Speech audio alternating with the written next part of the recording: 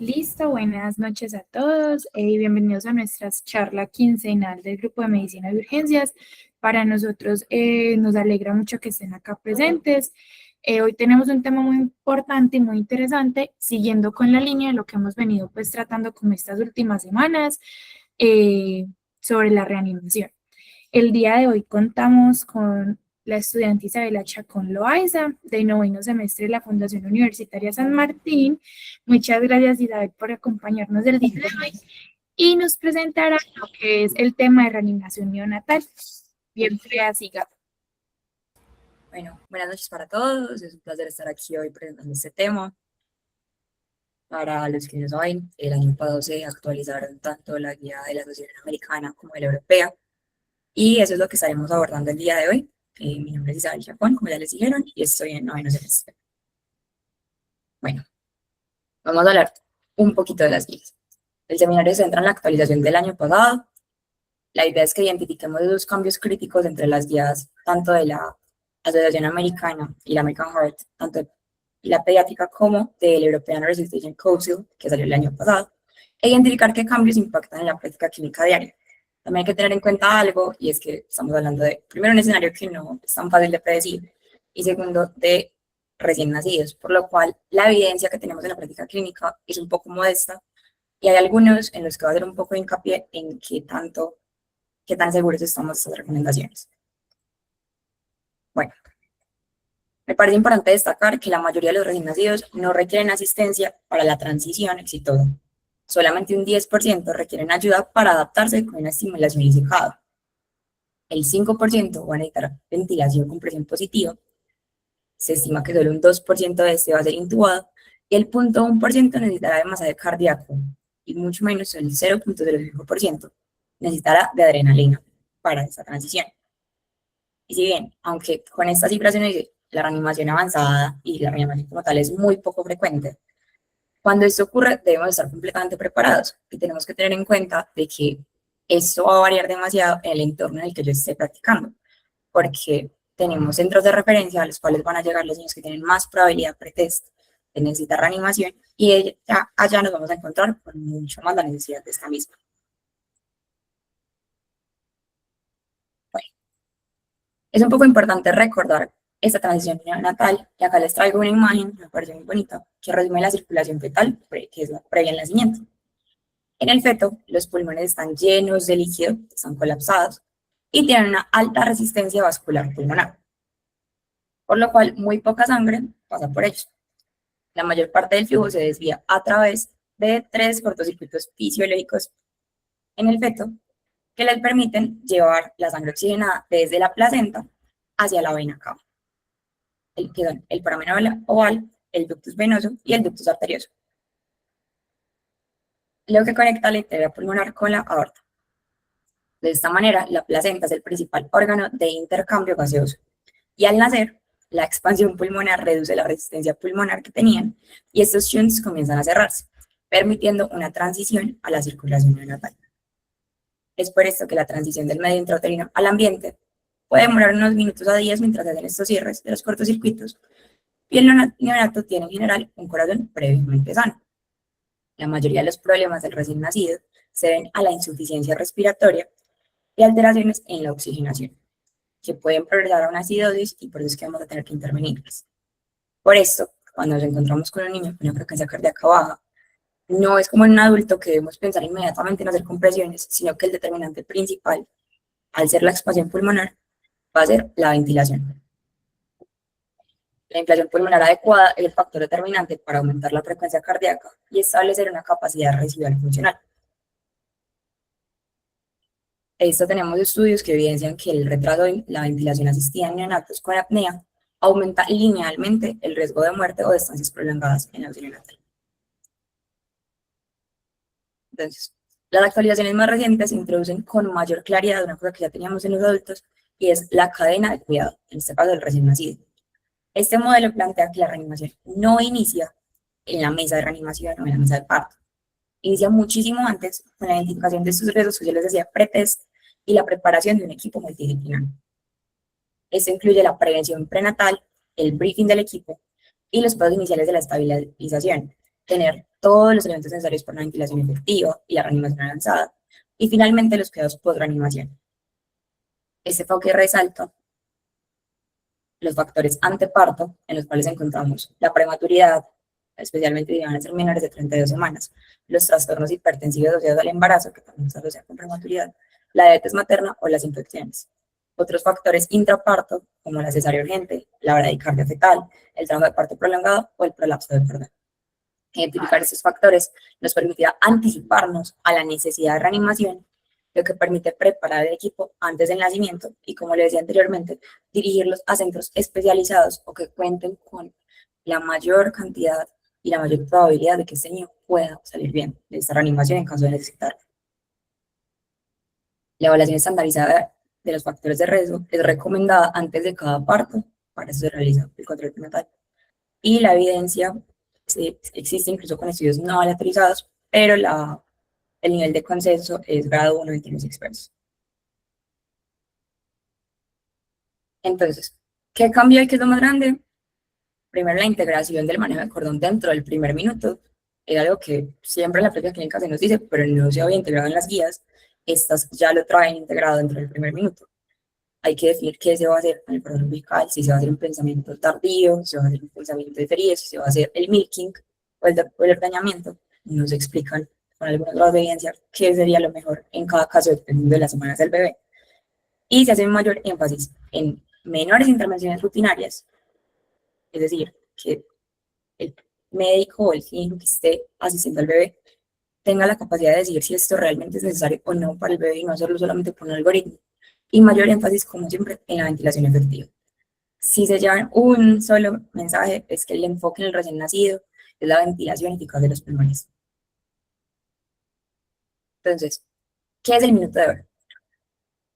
Desde el minuto del nacimiento vamos a empezar a contar 60 segundos, en los cuales debemos definir el plan de manejo del cordón y hacernos 3 preguntas. ¿Es un neonato a término? ¿Tiene buen tono? ¿Y respira o llora? Si las 3 respuestas son sí, vamos a pasar al contacto peniano con la madre, los cuidados de rutina y a priorizar mantener una buena temperatura y una evaluación constante. Si alguna de estas respuestas es no, vamos a iniciar con el algoritmo de reanimación neonatal. Debemos procurar mantener la temperatura normal, secarlo, posicionarlo, estimularlo, despejar la vía aérea. Ojo, acá está muy bien dicho, si es necesario, no la succión de rutina, lo diría dentro de un tiempo, pero no se recomienda hacer succión de rutina. Y seguir evaluando si hay apnea, jadeo o si la frecuencia cardíaca es menor así.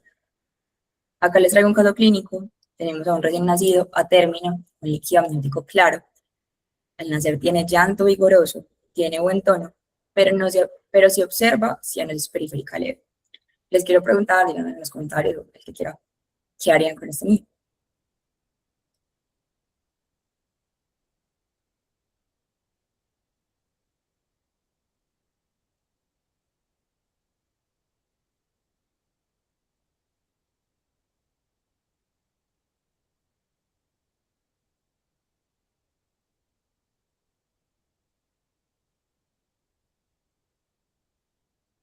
Bueno, la recomendación en este niño es iniciar el plan de manejo del cordón, iniciar el contacto piel a piel inmediato y el pensamiento diferido mayor a 60 segundos. Monitorizar la transición sin separarlo de la madre, porque tenemos un recién nacido con un llanto vigoroso, con buen tono, en el cual se observa cianosis periférica leve.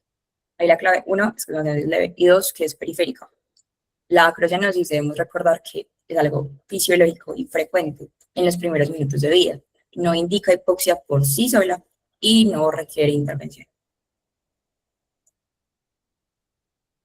Entonces, como lo dije anteriormente, una de las novedades es la incorporación formal del manejo del cordón.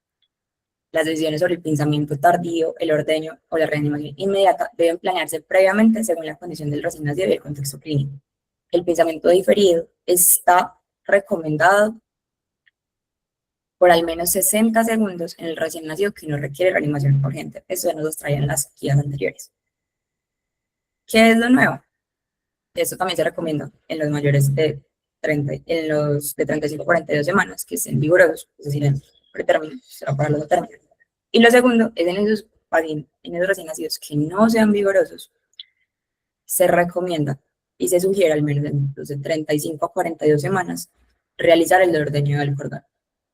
La evidencia aún se presenta como insuficiente en esos neonatos de 28 a 34 semanas y no se recomienda, de hecho se contraindica en los menores de 28 semanas por el riesgo de hemorragias intraventriculares, debido a que esto mejora el flujo sanguíneo neonatal y favorece la estabilidad hemodinámica y reduce el riesgo de anemia, pero en estos menores de 28 sí aumenta el riesgo de hemorragia intraventricular.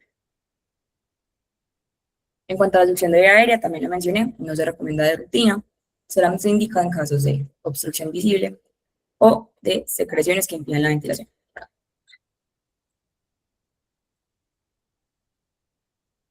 En cuanto a la evaluación de la respuesta, se debe mantener la temperatura a una temperatura de 35 a 37.5 grados centígrados. El parámetro más importante para la respuesta recién nacido será la frecuencia cardíaca, y aunque la auscultación sea el método inicial, en caso de que se requiera una ventilación asistida, se recomienda utilizar el electrocardiograma de forma continua, ya que es más rápido y preciso que la oximetría. Esto se considera que es más rápido y preciso, sin embargo, solamente es una recomendación por consenso de expertos. En los lugares en los que no se tenga, sigue siendo la auscultación como método inicial. En cuanto al oxígeno inicial, hay un cambio, y es que esta actualización elimina el primer minuto en la tabla de metas de oxigenación. ¿Esto por qué? Porque estaba encontrando muy frecuentemente casos de hiperoxia o de lesiones por hiperoxia.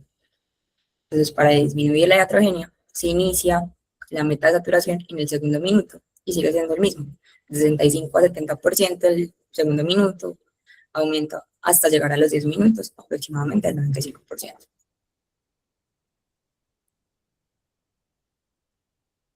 Siguiendo con el algoritmo, nos habíamos quedado en un paciente que esté bradicárdico. Hacemos si la frecuencia cardíaca sigue menor a 100 latidos por minuto. Entonces, en el paciente que esté hipotónico, no llora o presenta una respiración irregular, se van a realizar los pasos iniciales de reanimación, secado, estímulo táctil y posicionamiento de vía aérea. Se iniciará la ventilación efectiva y si persiste la apnea o la frecuencia o la bradicardia, se iniciará ventilación con presión positiva o con máscara laringe. Tras 30 segundos de ventilación, si la frecuencia cardíaca permanece menor, sin clara expansión torácica, se debe considerar intubarlo, realizar medidas correctivas o, en caso de que continúe hipotónico, administración de adrenalina. En este tenemos otro caso, un recién nacido de 39 semanas que presenta apnea y una frecuencia cardíaca de 70 latidos por minuto, quien tras iniciar ventilación no se observa expansión torácica. En este caso, debemos aplicar los pasos correctivos. El paciente ya venía con una ventilación con presión positiva y vamos a iniciar con el Intercept. La actualización nos trae algo muy interesante, que son los dispositivos de interfaz. Nos trae la máscara de Ninja como protagonista para utilizarla en primer lugar, incluso antes de la máscara facial. Esto porque principalmente en recién nacidos mayor a 34 semanas o con un peso mayor a 2 kilos, si la ventilación con máscara facial es inefectiva. También se recomienda, muy a favor, el uso de videolaryngoscopio para aumentar el éxito en el primer intento de la intubación, especialmente en escenarios que se consideren complejos. Este por si es un escenario complejo, lo que se recomienda es, si usted tiene el recurso, utilícelo. La FIE2 también cambia. En la siguiente tabla les explico un poco más de esto con el comparativo. La tabla que sigue es un resumen de la ASCO, en el cual se comparan las nuevas guías. La fracción inspirada de oxígeno inicial va a depender de la edad gestacional. En recién nacidos de 35 semanas o más, iniciaremos con un 21%, mientras que en prematuros de 32 a 34 semanas, entre el 21 y el 30%, que era la recomendación anterior. Pero en menores de 32 semanas, iniciaremos con al menos el 30%. En cuanto a la PIP inicial, la recomendación inicial es alrededor de 25 centímetros de agua, con rangos que pueden oscilar de 25 a 30 en recién nacidos a término y de 20 a 25 en recién nacidos prematuros menores de 32 semanas. En cuanto a la ventilación y la vía aérea, se recomienda iniciar la ventilación en los primeros 60 segundos en caso de apnea o bradicardia. Es una indicación fuerte a favor y realmente es lo más importante. Se contraindican las intubaciones sostenidas en prematuros menores a 28 semanas. Se ha considerado que es dañino y que aumenta la mortalidad temprana. Como le dije anteriormente, se recomienda el uso de videolaringoscopia y máscara de laringe. En cuanto al Mr. Sopa, si la frecuencia cardíaca no aumenta, se deben aplicar los casos correctivos durante 15 a 30 segundos. Antes del Mr. Sopa se debía hacer escalonado. Paso, paso, paso, paso, paso. ¿Qué nos dice ahora? El orden es flexible y las maneras correctivas las pueden hacer según el juicio clínico y la condición del recién nacido. Aquí traigo de nuevo la acotación del PIB inicial recomendado. El menor de 32 semanas es de 20 a 25, el mayor de 32 o a terminar de 25 a 30. Si no hay movimiento torácico ni aumento en la frecuencia cardíaca, se debe incrementar gradualmente hasta un máximo de 40 centímetros de agua en recién nacidos a término. Evitar siempre volúmenes hostiales excesivos porque van a causar lesión pulmonar y cerebral. Se recomienda la técnica de 2 personas.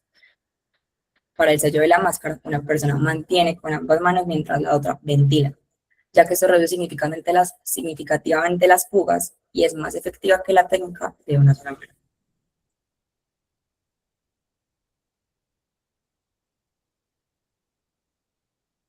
Todo esto falló. Vamos a pasar a la reanimación avanzada. Las compresiones torácicas inician cuando la frecuencia cardíaca permanece menor a 60 latidos por minuto después de una ventilación efectiva. Se realizan con una técnica de 2 pulgares, rodeando el tórax con una relación de 3 a 1. Este es otro cambio, antes era igual si lo hacemos a 2 dedos o con una sola mano o a 2 pulgares. Esta guía dice, no, efectivamente es más efectiva la técnica de 2 pulgares y continúa con la relación de 3 a 1, siendo 3 compresiones por una ventilación. Al iniciar las compresiones se debe aumentar la FIO2 al 100% inmediatamente y luego se inicia a titular hacia abajo una vez se recupere la frecuencia cardíaca por encima de 60 latidos por minuto.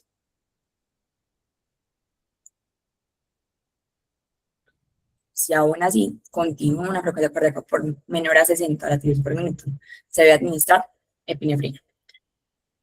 En los niños tenemos una pequeña ventaja y es que tenemos un acceso rápido, el cual va a ser la vena umbilical. También podemos considerar el acceso intraóseo, pero en los niños casi siempre va a estar libre. En el recién nacido está la vena umbilical, entonces se recomienda su uso. La dosis va a ser de 0.01 a 0.03 miligramos por kilogramo. En caso de necesitar dosis endotraqueal, va a ser de 0.05 a 0.1 miligramos por kilogramo, aunque según la guía europea se recomienda de 0.1 miligramos por kilogramo. Esta es una vía de acceso mientras se considera la otra, sin embargo, como les dije anteriormente, la vena umbilical casi siempre va a estar disponible. Se monitorea la frecuencia cardíaca cada 3 a 5 minutos y la guía europea especifica que cada 4 minutos. En general, ambas guías resaltan que muchas decisiones críticas de reanimación avanzada, especialmente en cuanto a las compresiones, en cuanto al monitor cardíaco, todavía dependen de un consenso de expertos, debido a la dificultad ética en realizar ensayos clínicos aleatorizados por estas situaciones tan extremas. Algo aquí que no es una acotación de las guías, es más un consejo o una observación personal, es exageradamente poco ético hacer un estudio observacional, casi imposible hacer un estudio observacional aleatorizado porque ni siquiera sabemos quiénes van a terminar en esta situación. Pero reporten los casos que ustedes lleguen, porque muchas veces estos consejos salen de reportes de casos. Listo. Luego que salimos de esto, vamos a hablar de los cuidados post-reanimación, casi tan importantes como la reanimación como tal. Después de la estabilización, se debe monitorizar la glucosa, mantener la estabilidad térmica y considerar la hipotermia terapéutica en caso de encefalopatía hipoxicoisquémica moderada o grave. Si después de 20 minutos de reanimación efectiva no se detecta frecuencia cardíaca, se debe considerar discutir el cese de los esfuerzos terapéuticos con el equipo y la familia. Aquí cabe algo que es extraído específicamente de la guía europea, y es que se debe permitir, si los recursos lo permiten y el espacio está disponible, la presencia de los padres durante la reanimación, para que se brinden un apoyo conjunto y puedan tener mayor probabilidad de una respuesta en estas decisiones. La decisión sigue siendo médica a partir de los 20 minutos, pero sí se debe considerar a la familia. Aquí traigo un resumen. Este es sacado del Consenso Europeo y son cuáles son esos ítems más importantes o más destacados dentro de las actualizaciones. El pinzamiento tardío del cordón durante al menos 30-60 segundos, en algunos casos o periodos más largos, pueden ser beneficiosos y que no se recomienda el ordeño del cordón en el menor de 28 semanas. Secar, estimular y mantener la temperatura en la mayoría de los recién nacidos va a ser lo más importante y todo lo que necesiten. La mayoría no requieren intervenciones avanzadas al nacer. Se debe evaluar siempre la respiración y la frecuencia cardíaca, ya que estos son los parámetros que guían los pasos del algoritmo. Abrir la vía aérea e iniciar la ventilación pulmonar efectiva es la intervención fundamental para apoyar la transición neonatal a la reanimación. Las compresiones torácicas y los fármacos son raramente necesarios. Cuando se requieren, una vena umbilical es el acceso vascular preferido. En prematuros menores de 32 semanas se requiere un abordaje diferente. No se tienen que dar los números, tenganlo en la mano. Ahorita les voy a mandar la tabla de resumen de la ASCON. La verdad es que es muy buena. Lo pueden tener en empresa, llévenlas a sus sitios de trabajo. Recuerden que también hay que tenerles regulación de temperatura, se incluye la bolsa plástica, un CPAP precoz, presiones de ventilación menores y mayores concentraciones iniciales de oxígeno. Hay otra acotación en esta guía, es que nos habla de los nacimientos inesperados fuera del hospital. Estos requieren un enfoque adaptado. Lo importante aquí va a ser prevenir la hipoxemia y la hipotermia. Y, como lo dije en la última aclaración, involucrar a los padres es fundamental, con comunicación clara antes, durante y después del nacimiento. Aquí está la bibliografía. Realmente solamente me basé en las dos guías y en el resumen de la ASCON. Mil gracias. Bueno, Isabel, muchas gracias por la presentación. En este momento abrimos como un espacio para preguntas que puedan tener acerca de la presentación que le quieren hacer a la estudiante Isabel. Nos pueden dejar acá en los comentarios o de igual está la opción de las preguntas anónimas acá en el mail. Le damos paso al doctor Santiago. Bueno, antes de que pase el profe Manuel, quiero felicitar a Isa. Yo creo que es un trabajo muy adecuado el que hace y fuera de eso la preparación, pues me consta que desde hace más de 20 días ha estado pues como pendiente de la charla, siempre ha querido pues como sacar las cosas adelante y esa es la idea de las charlas que estamos queriendo hacer en estos semestres, que sean ustedes los que se empoderen más de las charlas, pero que tengan pues la asesoría con las demás personas, ¿cierto? Que no sean solo pues como los residentes o otros profesores los que estén dando las charlas. Felicitar a Isa, una charla pues que aunque el nivel de evidencia que se tiene sobre esto son lo que, como ella dijo, puros reportes de caso, es lo único que tenemos en el momento y es lo que están avalando pues todas las guías en el momento. Y como se dijo en la charla hace 15 días, como son cosas que rara vez pasa, pues eso es demasiado raro, a menos de que estés trabajando pues en una UCI o en un lugar pues que aumenten pues, los partos o que tengas más disposición de neonatos, es algo muy raro. Entonces lo mismo que se dijo hace 15 días, tener esa lista de chequeo, siempre tener como las dosis de acuerdo a los pesos, ya sean prematuros o no, ¿cierto? Que es muy importante porque uno en ese momento nunca se va a acordar. Es importante siempre tener como esa lista de chequeo con las dosis de acuerdo a los pesos aproximados para poder tener los manejos del mismo. Y sí, felicitar a Isa de eso. Muchas gracias, Doc. Bueno, por acá el doctor Manuel nos dice que no puede hablar en este momento, igual agradecerle a la compañera por participar, ser tan puntual e ir al grano, que para él es particular pues el caso que no es experto y está lejos pues del tema, pero que le parece muy oportuno. No sé si los otros asistentes tengan más dudas, quieran dejar alguna pregunta.